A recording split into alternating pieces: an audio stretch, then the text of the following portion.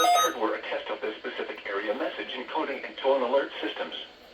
During dangerous weather events, NOAA weather radio receivers can be activated by these systems. A message with information about a watch or warning would follow. Tests of these systems are normally conducted by the National Weather Service between 11 a.m. and noon each Wednesday.